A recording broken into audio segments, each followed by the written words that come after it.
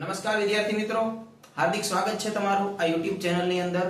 આજે આપણે જોવાના છીએ ધોરણ 10 ચેપ્ટર નંબર 2 સામાજિક વિજ્ઞાનનું છે ભારતનો સાંસ્કૃતિક વારસો, પરંપરા, હસ્તકલા અને લલિત કલા. બરાબર, એ લલિત કલામાંની આજે આપણે એક જબરદસ્ત કલા જોશું, ઈ છે નૃત્ય કલા. બરાબર છે. તો સૌથી પહેલા તો નૃત્ય કલા એટલે શું? તો હું એક સરસ એક લાઈન બોલું છું જેના ઉપર તમે વધારે જરાક આમ ગૌર ફરમાવજો. બરાબર, નૃત્ય કલા એટલે શું? તો કે નૃત્ય કલા એટલે શરીર, સંગીત અને આત્માનો ત્રિવેણી સંગમ. બરાબર, એટલે શું થાય? નૃત્ય કલા. બરાબર, ફરીથી એક વખત વાહ વાહ શાયરીની જેમ. શરીર, સંગીત અને આત્માનો ત્રિવેણી સંગમ એટલે શું? નૃત્ય. નૃત્ય એટલે નાચવું. નાચવું એટલે આપણે કે ડાન્સ કરવો એમ. બરાબર છે. પણ આની અંદર આ નૃત્યની અંદર આપણે આમાં કોઈ કુદાકુદી નથી કરવાની. એ નૃત્ય નથી. બરાબર, ડિસ્કો દાંડિયા વાળું નૃત્ય આ નથી. બરાબર, આ નૃત્ય એટલે વ્યવસ્થિત શાસ્ત્રીય નૃત્યની વાત છે. બરાબર, તો એવા નૃત્ય વિશે આપણે જોઈએ કે નૃત્ય શબ્દ ક્યાંથી આવ્યો છે, એની ઉત્પત્તિ કેવી રીતે થઈ છે. બરાબર છે ને, કેવી રીતે આખો એનો ઇતિહાસ છે જોઈએ આપણે. સૌથી પહેલા નૃત્ય શબ્દની વ્યુત્પત્તિ મૂળ સંસ્કૃત શબ્દ નૃત ઉપરથી થઈ છે. કેના ઉપરથી? નૃત. એક માર્કનો આઈએમપી પ્રશ્ન પહેલી લીટીમાં આવ્યો છે, જેનું ધ્યાન રાખવાનું છે. નૃત્યનો અર્થ શું થાય છે? નૃત્ય કરવું. બરાબર, ફરીથી એક વખત ક્યાંથી આવ્યો છે નૃત્ય શબ્દ? તો કે સંસ્કૃત શબ્દ નૃત શબ્દ ઉપરથી આ શબ્દ આવેલો છે, જે એક માર્કનો પ્રશ્ન છે. જો અહીંયા હું લખું છું 1M. બરાબર, જેના ઉપર ફોકસ રાખવું. આગળ, નૃત્ય એ તાલ અને લય સાથે. બરાબર, તાલ એટલે શું તમને ખબર છે? કે તબલાની અંદર ઢીંચક ઢીંચક ઢીંચક અને તાલ કહેવાય. બરાબર, કોઈ પણ ઇન્સ્ટ્રુમેન્ટ દ્વારા એને તાલ આપવામાં આવે. બરાબર, અને લય એટલે આમ હા, એને લય કહેવાય. બરાબર, તો તાલ અને લય સાથેના સૌંદર્યની અનુભૂતિ કરાવે છે આપણને. બરાબર, નૃત્ય છે. બરાબર, એનાથી આગળ નૃત્ય કલાના આદિદેવ ભગવાન શિવ નટરાજ ગણાય છે. ચાલો, એક માર્કનો ફરીથી આઈએમપી અને ડબલ આઈએમપી પ્રશ્ન. નૃત્ય કલાના આદિદેવ કોણ ગણાય છે? એ છે શિવ નટરાજ ગણાય છે. બરાબર, જેની સૌથી પહેલા તાંડવ કરીને આપણને કીધેલું છે કે આવી રીતે આપણે નૃત્ય કરી શકીએ છીએ. બરાબર, એનાથી આગળ શિવ નટરાજે પૃથ્વીવાસીઓને નૃત્ય કલા શીખવવા માટે સ્વર્ગમાંથી પૃથ્વી ઉપર આ કલા સર્વપ્રથમ લાવ્યા હોવાની માન્યતા છે. બરાબર, એટલે ગમે એમ તો આમ જોવા જાય તો નૃત્ય કલાના આદિદેવ કોણ છે? તો કે શિવ છે, એવું આપણે કહી શકીએ છીએ. બરાબર, હવે ભારતની અંદર ઘણા બધા શાસ્ત્રીય નૃત્ય છે કે જે આમ વ્યવસ્થિત નૃત્ય કે ડિસ્કો દાંડિયા વાળાની. બરાબર, તો શાસ્ત્રીય નૃત્યની અંદર કેનો સમાવેશ થાય છે? એની અંદર ભરતનાટ્યમ છે, પછી કુચીપુડી, પછી કથકલી અને મણિપુરી. બરાબર, અલગ અલગ રાજ્યના ફેમસ નૃત્ય છે. આપણે કેમ ગુજરાતી ગરબા હોય એવી રીતે આપણે શાસ્ત્રીય નૃત્ય છે. બરાબર, જે શાસ્ત્રીય નૃત્ય વિશે આપણે હમણાં આગળ જોવાનું છે કે ભરતનાટ્યમ શું છે, પછી કુચીપુડી શું છે, કથક શું છે, કથકલી શું છે અને મણિપુરી શું છે. બરાબર, પણ સૌપ્રથમ આપણને ઇતિહાસ તો ખબર હોવી જોઈએ ને, પછી આપણે નૃત્ય વિશે ભણીએ તો આપણને ભણવાની મજા આવે. બરાબર, પણ આપણને ઈ જ ન ખબર હોય કે નૃત્ય ક્યાંથી આવ્યું ને સીધા આપણે કહીએ મણિપુરી ને ભરતનાટ્યમ, તો કોઈ મિનિંગ નથી. બરાબર, તો આ પ્રશ્ન તો અહીંયાથી 2 માર્કમાં તો કઈ પૂછાતું નથી, પણ અહીંયાથી માત્ર 1 માર્કનો પ્રશ્ન પૂછાય છે. ઈ છે નૃત શબ્દ વાળો કે નૃત્ય છે એ કયા શબ્દ ઉપરથી આવ્યું છે? તો ઈ છે નૃત શબ્દ. બીજો નૃત્યનો અર્થ શું થાય? નૃત્ય કરવું. બરાબર, અને એના સિવાય બીજો પ્રશ્ન તો કે નૃત્ય કલાના આદિદેવ કોણ ગણાય છે? તો ઈ છે શિવ નટરાજ ગણાય છે. બરાબર, આ 2 પ્રશ્ન અહીંયાથી પૂછાય એવા છે, બાકી અહીંયાથી કઈ પૂછાતું નથી. બરાબર છે, તો આટલી વસ્તુનો તમે સરસ એવો આટલાનો સ્ક્રીનશોટ લઈ લો, જેથી કરીને તમે આ પ્રશ્નો છે નોટ કરી શકો. ચાલો, હવે આપણે સૌથી પહેલા શાસ્ત્રીય સંગીતનો પહેલું જ સંગીત જોઈએ આપણે. બરાબર, જે પહેલું જે નૃત્ય છે આપણું, બરાબર, જે ગાવા સાથે હોય છે. જોઈએ આપણે પહેલું હોય છે, તો પહેલું છે ભરતનાટ્યમ છે. 2 માર્કમાં આઈએમપી પ્રશ્ન છે. બરાબર, પૂછાય એવો જ પ્રશ્ન છે, ઘણી વખત આ બોર્ડે પૂછેલો પ્રશ્ન છે. બરાબર, કે ભરતનાટ્યમ વિશે નોંધ લખો, અથવા તો તમિલનાડુના નૃત્ય વિશે નોંધ લખો. જોઈએ શું છે. તો સૌથી પહેલા પહેલી જ લીટીની અંદર પહેલા તો 1 માર્કનો એક પ્રશ્ન આવી રહ્યો છે. બરાબર, જળહળતો અને ગરમા ગરમ પ્રશ્ન. ભરતનાટ્યમનું ઉદ્ભવ સ્થાન તમિલનાડુનો તાંજોર જિલ્લો ગણાય છે. અહીંયાથી જો કેવો પ્રશ્ન પૂછાય કહું છું તમને. બરાબર, કે ભરતનાટ્યમ નૃત્યનો ઉદ્ભવ સ્થાન કયું છે? બરાબર, તો એ છે તમિલનાડુનો તાંજોર જિલ્લો. બરાબર, 1 માર્કનો પ્રશ્ન છે. સમજો, 1 માર્ક 1 માર્ક 1 માર્ક. આ 1 માર્ક આપણને લાગે કે 1 માર્ક 1 માર્ક 1 માર્ક, પણ આ 1 માર્ક છે ને એ બહુ ઇફેક્ટ કરે છે રિઝલ્ટની અંદર. બરાબર, ભરત મુનિએ રચેલ નાટ્યશાસ્ત્ર અને નંદિકેશ્વર રચિત અભિનવ દર્પણ, આ બંને ગ્રંથો ભરતનાટ્યમના આધાર સ્ત્રોત છે. હાલો, ફરીથી 1 માર્કનું વન લાઇનર પ્રશ્નમાં પૂછી શકાય એવું ભરતનાટ્યમનો આધાર સ્ત્રોત ગ્રંથો જણાવો, અથવા તો ભરતનાટ્યમ છે કયા ગ્રંથો ઉપર આખું ઉભેલું છે? તો એ છે ભરત મુનિએ રચેલું નાટ્યશાસ્ત્ર અને નંદિકેશ્વરે રચેલું અભિનવ દર્પણ. આ 2 ગ્રંથો એવા છે જેના ઉપર આખું ભરતનાટ્યમ છે એનો આધાર સ્ત્રોત બનીને ઊભું છે. આગળ મૃણાલિની સારાભાઈ, ગોપી કૃષ્ણ ઉપરાંત ફિલ્મ ક્ષેત્રની જાણીતી અભિનેત્રીઓ વૈજંતીમાલા અને હેમા માલિની બરાબર આ નૃત્ય સાથે જોડાયેલ છે અને દેશ વિદેશમાં બે નામના આપેલી છે. અહીંયાથી બોર્ડ વારંવાર પૂછે છે કે વૈજંતીમાલા અને હેમા માલિની કયા શાસ્ત્રીય નૃત્ય સાથે જોડાયેલી છે, તો એ છે ભરતનાટ્યમ બરાબર. એટલે અહીંયાથી પણ 1 માર્કનો પ્રશ્ન નીકળે છે. બધી લીટીમાં 1 માર્કનો પ્રશ્ન નીકળે છે અને આખો પ્રશ્ન 2 માર્કમાં નીકળે છે બરાબર. તો તમારે પ્રશ્ન છે એને નોટ કરવામાં ખાસ ધ્યાન રાખવું. સૌથી પહેલા ભરતનાટ્યમ છે 2 માર્કમાં IMP છે. એમાંથી પહેલો જ પ્રશ્ન કે ઉદ્ભવ સ્થાન કયું છે, તો કે તમિલનાડુનો તાંજોર જિલ્લો છે, જે 1 માર્કમાં પૂછી શકાયો છે. બીજું કયા બે આધાર સ્ત્રોત એના ગ્રંથ છે, તો ઈ છે નંદિકેશ્વર રચિત અભિનવ દર્પણ અને નાટ્યશાસ્ત્ર. આ બે એના ગ્રંથ છે. એનાથી આગળ મૃણાલિની સારાભાઈ, ગોપી કૃષ્ણ ઉપરાંત ફિલ્મ ક્ષેત્રની જાણીતી અભિનેત્રીઓ જે વૈજંતીમાલા છે અને હેમા માલિની છે, એ બે કેની સાથે જોડાયેલી છે, તો કે ભરતનાટ્યમ સાથે જોડાયેલી છે બરાબર. આ પ્રશ્ન આપણને એટલા આવડવા જોઈએ. અહીંયાથી જો 1 માર્કનો પ્રશ્ન નીકળે છે, અહીંયાથી પણ નીકળે છે અને અહીંયાથી પણ ત્રણેય લીટીમાંથી એક પ્રશ્ન નીકળે છે. આખો પ્રશ્ન છે 2 માર્કમાં છે, નોટ કરવામાં ધ્યાન રાખવું. એનાથી આગળ કુચીપુડી, આ પણ 2 માર્કનો પ્રશ્ન છે બરાબર. પૂછી શકાય એવો પ્રશ્ન છે. સેલું પેપર કાઢવું હોય તો આવો પ્રશ્ન પૂછવામાં આવે છે.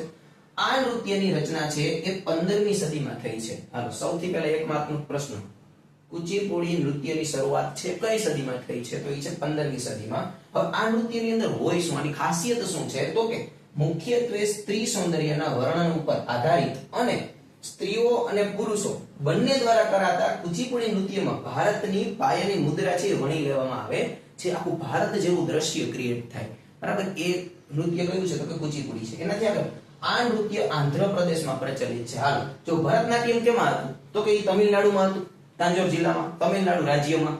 તો આ કેમાં છે, આંધ્રપ્રદેશમાં છે. તો આવી રીતે તમને 5 નૃત્ય હોય અને સામેનું જોડકું બનાવી દે કે એના બધાને રાજ્ય પૂછી લે તો આપણને આવડી જાય બરાબર. પણ ક્યારે આવડે, જ્યારે આપણે પ્રશ્ન બનાવ્યો હોય ને તો આપણને આવડે, બાકી આવડે નહીં. તો આવું ધ્યાન રાખવાનું બરાબર. તો 1 માર્કની અંદર એમનામ પણ પૂછી શકાય કે કુચીપુડી છે કયા રાજ્યમાં પ્રખ્યાત છે, તો આંધ્રપ્રદેશમાં.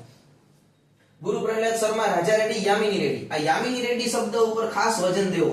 યામિની રેડ્ડી શબ્દ છે 1 માર્કમાં પૂછે છે. યામિની રેડ્ડી છે એ કયા નૃત્ય સાથે જોડાયેલી છે, તો એ છે કુચીપુડી બરાબર. શોભા નાયડુ વગેરે જાણીતા નર્તકોએ આ પ્રાચીન ભાષાને વિખ્યાત બનાવ્યો છે. એટલે કે નૃત્ય અને દેશ વિદેશમાં નામના અપાવી છે. આપણે પણ આનું મહત્વ અહીંયા સમજાવ્યું છે. આ બધા એક્ટર છે, એના નર્તકો છે બધા બરાબર. તો બંને પ્રશ્ન 2 માર્કમાં પૂછાયેલા પ્રશ્નો છે. અંદરથી 1 માર્કના ઘણા બધા પ્રશ્નો નીકળે છે બરાબર. ફટાફટ આનો સરસ એવો સ્ક્રીનશોટ લઈ લો, પછી આપણે આના પછીના નૃત્ય પણ જોઈએ બરાબર સ્પીડમાં.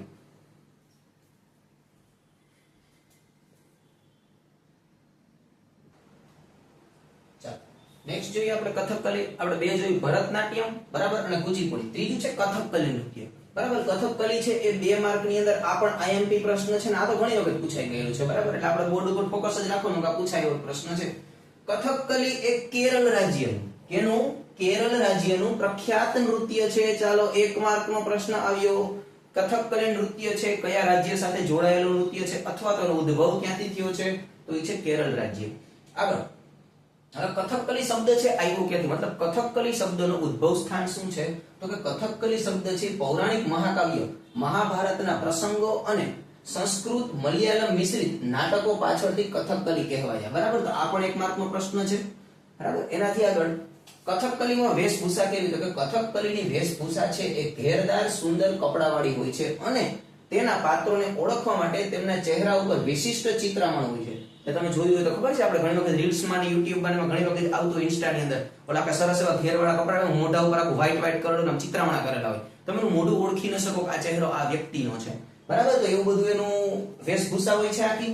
આ નૃત્યમાં નટ છે એ કલાત્મક મુગુટ ધારણ કરે, મતલબ માથે જોયું તો મુગટ પહેરેલો હોય બરાબર છે, મુકુટ ધારણ કરે છે અને રજૂઆત સમયે એક જ તેલના દીવાના તેજથી પ્રકાશિત રંગમંચ પડદા પાછળ આવીને પોતાની સંગીતમય ઓળખ આપે બરાબર. મતલબ કે આ નૃત્ય કોઈ સામે નથી થતું પબ્લિકની, આડો એક પડદો હોય છે, પાછળ દીવો બળતો હોય, દીવાનું શું થાય પાછળથી પ્રકાશ ઉદ્ભવ થાય પ્રકાશનો એમાંથી, એટલે પાછળ પ્રકાશ છે સ્કેટર્ડ થાય, એટલે એની આગળ ઊભી અને નૃત્ય કરે છે. પડદામાં સરસ એવું તમને ડિઝાઇનર બધું દેખાય બરાબર છે, એવું આ નૃત્ય છે બરાબર. એ નૃત્યમાં થાય છે શું આગળ, તો કે ત્રણેય લોકના પાત્રોને ચહેરાના હાવભાવથી અને હસ્ત મુદ્રાથી એને સજીવ કરે છે. તમને એમ લાગે કે ત્રણેય લોકનો નાથ અહીંયા ઉતરો છે બરાબર, એવું તમને ફીલ થાય. આગળ કેરળના કવિશ્રી વલ્લથોડ, કલામંડલમ કૃષ્ણ પ્રસાદ, શિવારમન વગેરે આ શૈલીને દેશ વિદેશમાં નામના અપાયેલી છે બરાબર. દેશ વિદેશની અંદર આ બધા એના મહાન કલાકારો છે બધા બરાબર, કે જે આ નૃત્ય કરતા હોય છે. ફરીથી આપણે જોઈ લઈએ કથકલી શું છે, તો કે પહેલા તો કેરળ રાજ્યનું નૃત્ય છે. એનાથી આગળ કથકલી શબ્દ છે ક્યાંથી આવ્યો, તો કે મહાભારત અને સંસ્કૃત અને મલયાલમનું નાટ્યશાસ્ત્ર છે બધું ભેગું કરીને એમાંથી શબ્દ લેવામાં આવ્યો છે. આગળ કથકલીની વેશભૂષા છે એ કેવી રીતે, ઘેરદાર અને સુંદર કપડાવાળી હોય છે. એનાથી આગળ એના પાત્રોને ઓળખવા માટે તેમના ચહેરા ઉપર વિશિષ્ટ ચિત્રામણ કરેલી હોય છે, એટલે મુખાકૃતિ. બરાબર, એનાથી આગળ આ નૃત્યમાં જે નાટ્ય કરતું હોય, બરાબર, જે નૃત્ય કરતું હોય એના ઉપર કલાત્મક મુગટ હોય છે. બરાબર, એ મુગટ ધારણ કરી અને પોતે દીવાના પ્રજ્વલિત પ્રકાશની પાછળ નૃત્ય કરે છે અને ત્રણેય લોકના દર્શન કરાવે છે આપણને. બરાબર, ત્રણેય લોકના દર્શનને સજીવ કરે છે. કેરળના કવિ શ્રી વલ્લથોડ, કલામંડલમ કૃષ્ણ પ્રસાદ અને શિવારમણ વગેરે આ દેશ વિદેશમાં આપણને આની જે દેશ વિદેશમાંની નામના અપાવી છે. આ નૃત્યને આગળ લઈ ગયા છે. બરાબર, દેશ વિદેશમાં ઓળખાણ એને અપાવડાવી છે. બરાબર, તો ફટાફટ આનો તમે સ્ક્રીનશોટ લઈ લ્યો જેથી કરી અને તમે આને નોટ કરી શકો.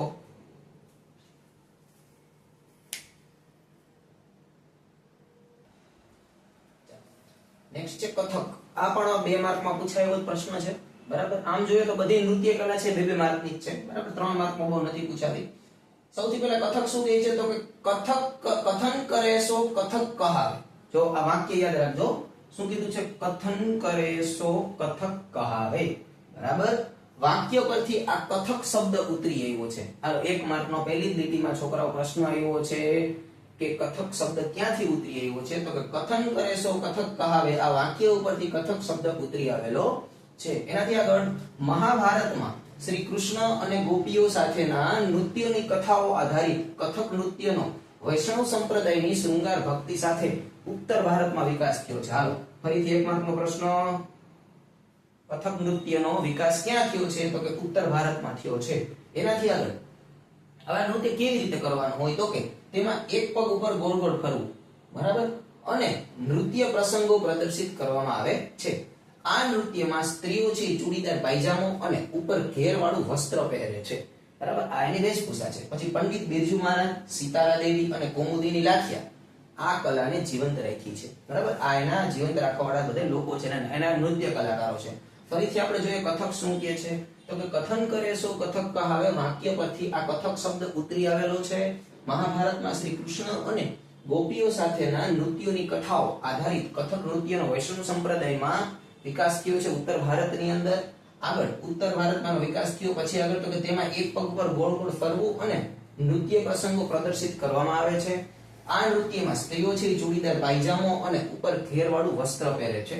પંડિત શ્રી બિરજુ મહારાજ, સીતારા દેવી અને કૌમુદીની લાઠિયા આ કલા સાથે જોડાયેલા છે. એમાંથી આ કૌમુદીની લાઠિયા શબ્દ છે યાદ રાખજો, બોર્ડમાં એક વખત પૂછાયેલું છે કે કૌમુદીની લાઠિયા છે એ કયા નૃત્ય સાથે જોડાયેલ છે, કઈ કથક સાથે જોડાયેલ છે. એના પછી 2 માર્કમાં મોસ્ટ આઈએમપી પૂછાય એવો જ પ્રશ્ન. બરાબર, આ ઘણી વખત પૂછ્યો છે બોર્ડે કે મણિપુરી નૃત્ય વિશે માહિતી આપો. તો કે મણિપુરની પ્રજા દરેક ઉત્સવ પ્રસંગે આ નૃત્ય કરે છે. આપણા જેવા ગુજરાતી જેવા ગમે તે હોય, ગરબા પેલા હોય એની જે મણિપુર વાળા છે એ લોકો શું કરે છે, જ્યારે ગમે એ પ્રસંગ હોય મણિપુરી કરવાનું ફરજિયાત. બરાબર, મણિપુરી નૃત્ય શૈલી મુખ્યત્વે શ્રી કૃષ્ણની બાળલીલા અને રાસલીલા ઉપર આધારિત છે. હવે જો 1 માર્કનો અહીંયાથી પ્રશ્ન પૂછવામાં આવે છે કે શ્રી કૃષ્ણની બાળલીલા અને રાસલીલા ઉપર કયું નૃત્ય આધારિત છે. બરાબર, તો ઈ છે મણિપુરી છે. બરાબર, એની અંદર કે બીજું ના લખીને આવતા.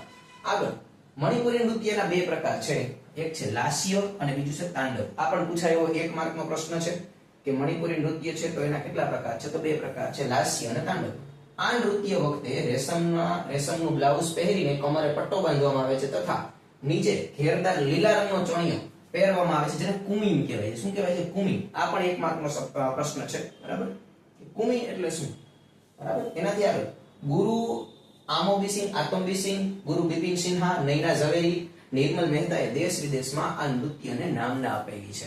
બરાબર છે, તો આ લોકો છે એ નામના અપાવવાળા છે ને. બરાબર, તો ફરી એક વખત જોઈ લઈએ મણિપુરી શું કહે છે, તો કે મણિપુરી છે મણિપુરી પ્રજા દરેક ઉત્સવ પ્રસંગે આ નૃત્ય કરે છે.